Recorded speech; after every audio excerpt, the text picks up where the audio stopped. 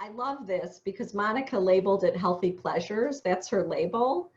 And it gets back to how we can resource ourselves right now while we're in this pandemic, right? So it's kind of a warmed up mindfulness, and there's many practices that you can do during the day that can give you the good feeling that we just talked about. So mindfulness, as you know, is just paying attention to what you're doing when you're doing it without worrying and ruminating. But if you want to get the juices going, the warm-hearted juices going, you take one of those activities and allow yourself to slow it down and to savor it. So I do the morning coffee. I don't know if you can see this. Probably you can if there's too much light. I have all these names on my mug.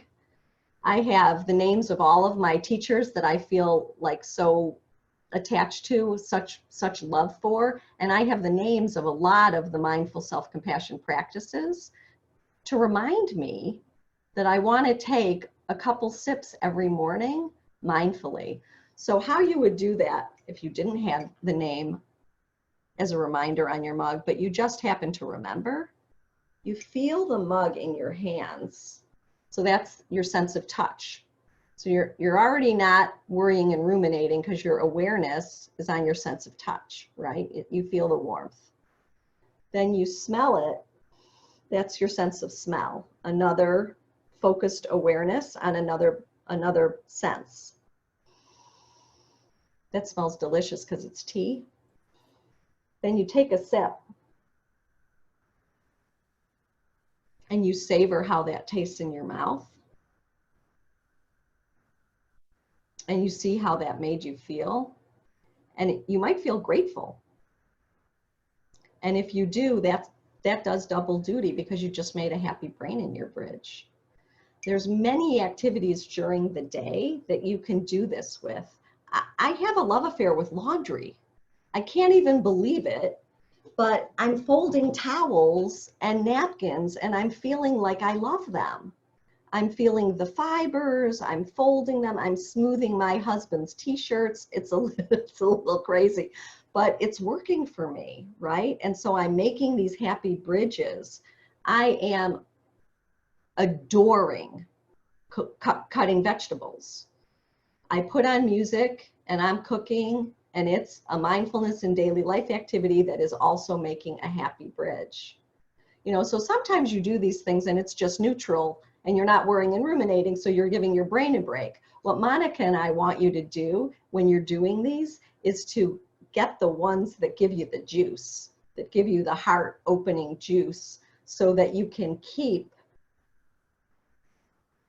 making your brain happy, so that when your wandering mind is just wandering, it won't be such an unhappy place, because you're counteracting your negativity bias that we all have because we're primates, where bad things just stick like Velcro and good things fall off like Teflon. Thank you, Rick Hansen.